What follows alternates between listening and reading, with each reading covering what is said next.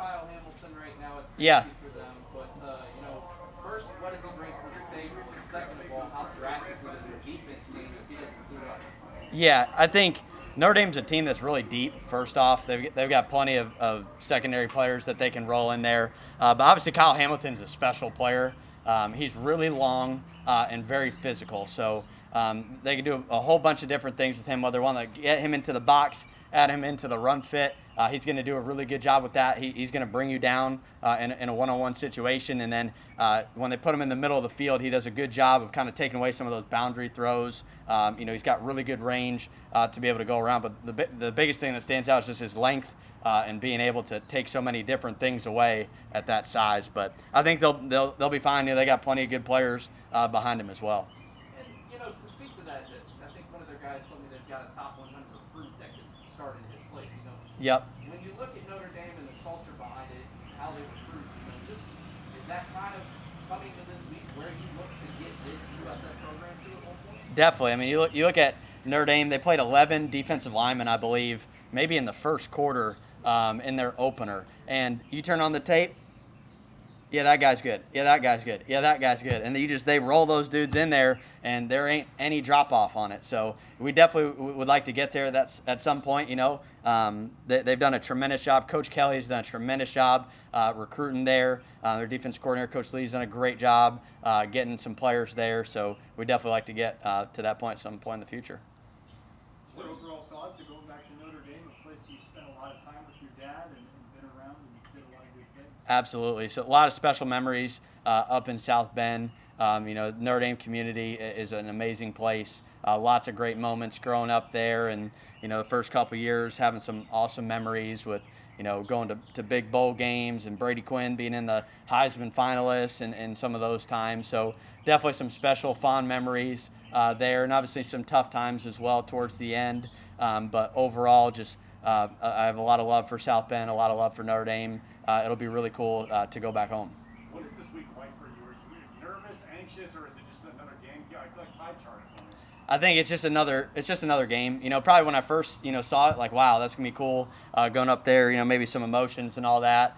Maybe you feel that a little bit when you hear the fight song for the first time on the opposite sideline. But at the end of the day, it's another game, and my job is to help our players at South Florida do the best that they can do and put us in a situation to win the game. So that's all I'm focused on.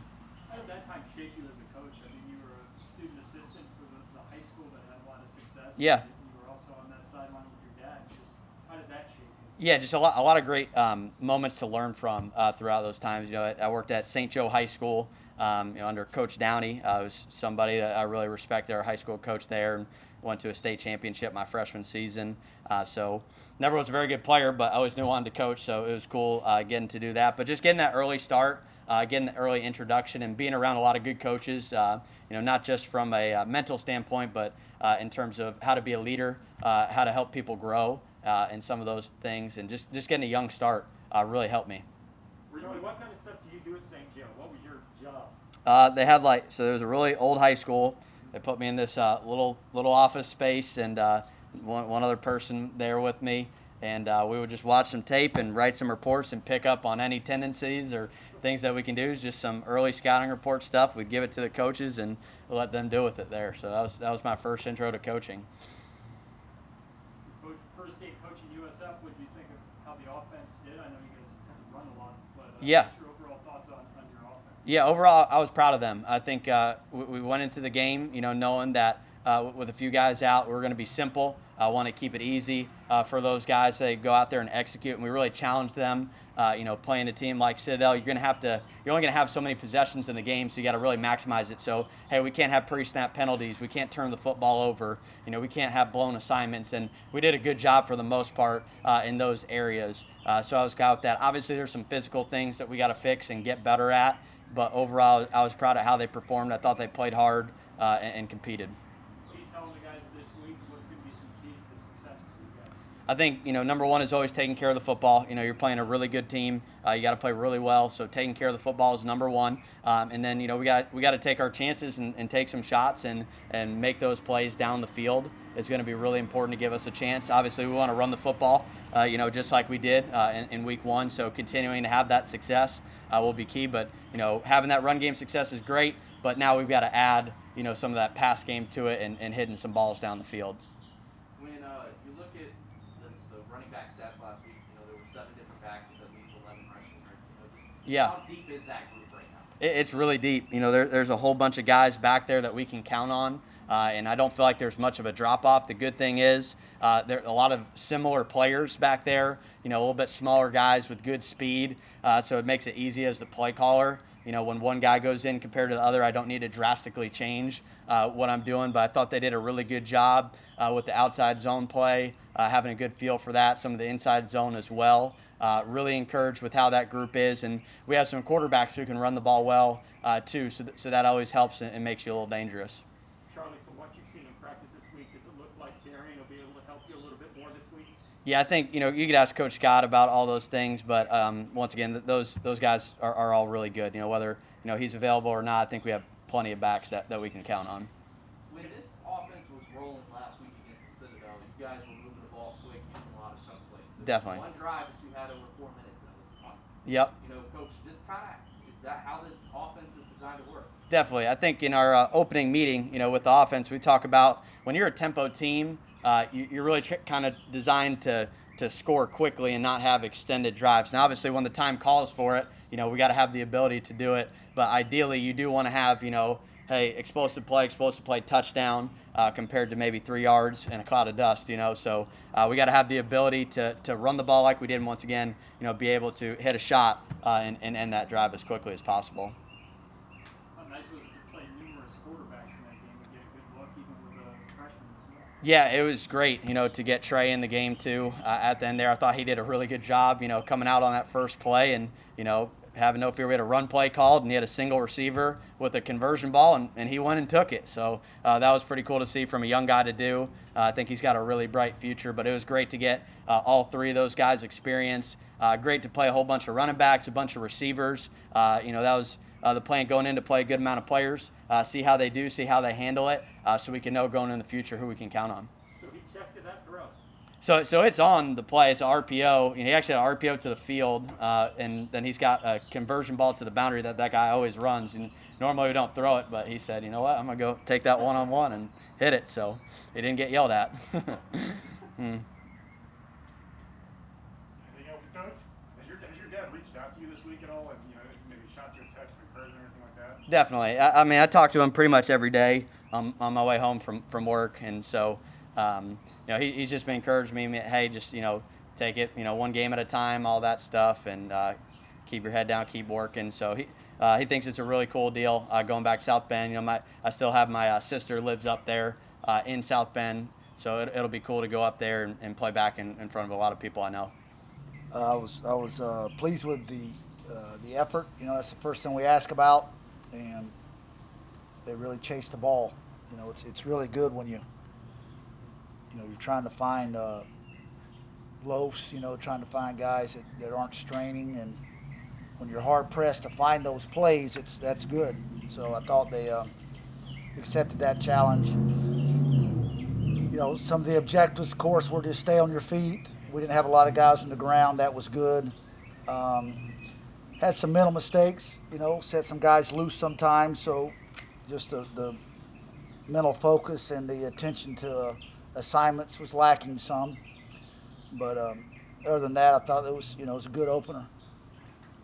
Looked like during the first half there, you guys were stopping the sideline to sideline stuff, and then were working with the dive play, but you guys really made some good adjustments in the second half of that game.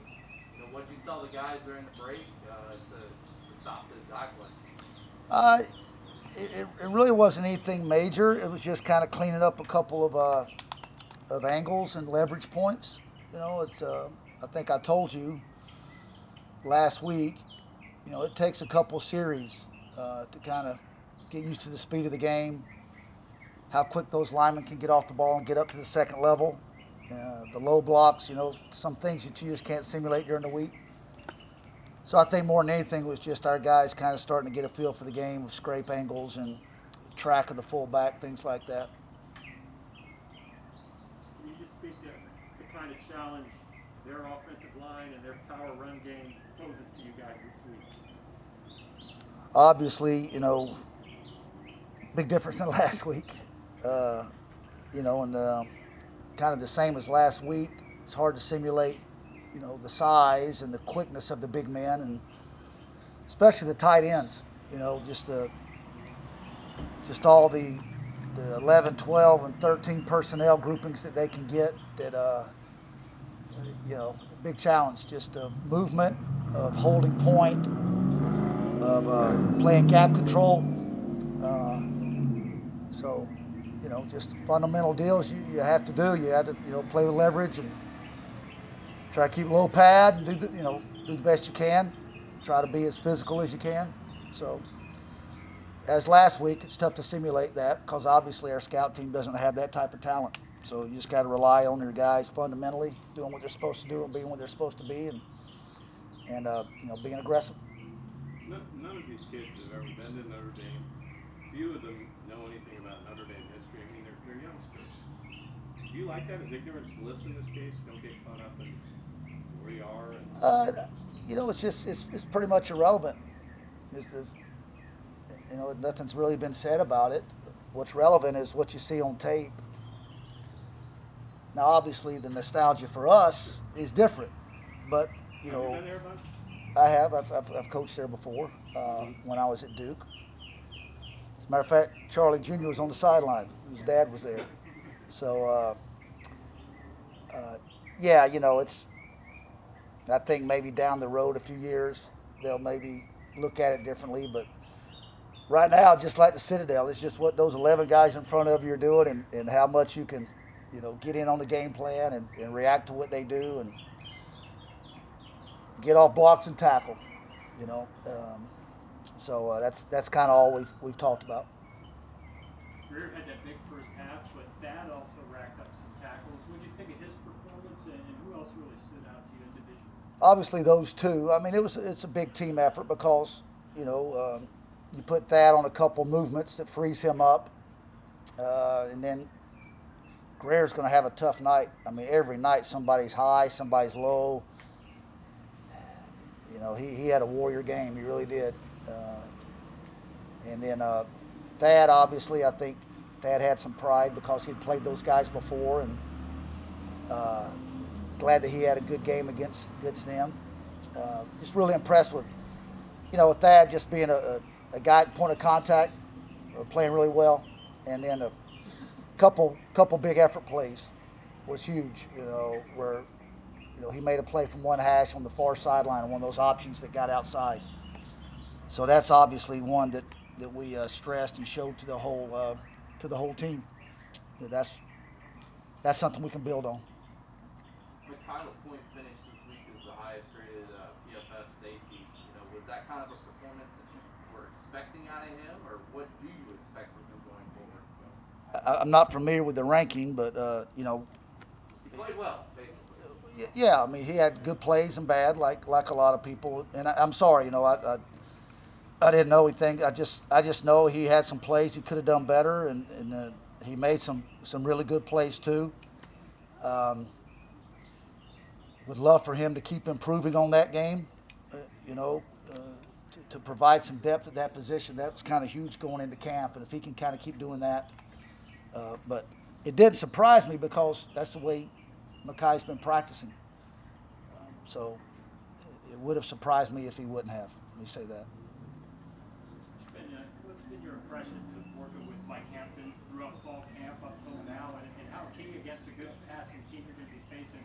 How key is his position going to be in that game? Really key. He's got a big challenge because of just the size of some of their wideouts, and again, Mike's very quiet. He's not going to say a lot, which I'm fine with that. But there hasn't been one practice that I've been out there with him that I wasn't confident that he's locking in on the game plan and wanting to do his job. And I think I've shared with you before what we're allowed to do on defense. has a lot to do with how those corners can play. And so far, they've given me no reason we just can't continue on with what we like to do, and that's to single those guys up a lot. Obviously, you got to give them a breather every now and then, but I've just been real approached to Mike's professionalism to the job. He wants to master his craft, and that's a pretty high compliment because there's a lot of young men his age that get distracted by a lot of garbage, and that's not Mike. So I expect him to have a really good game up there this weekend. Kyron Williams can do a lot out of the backfield for Notre Dame, and kind of came out of nowhere with his playmaking last week. How tall of a task is he going to be to stop?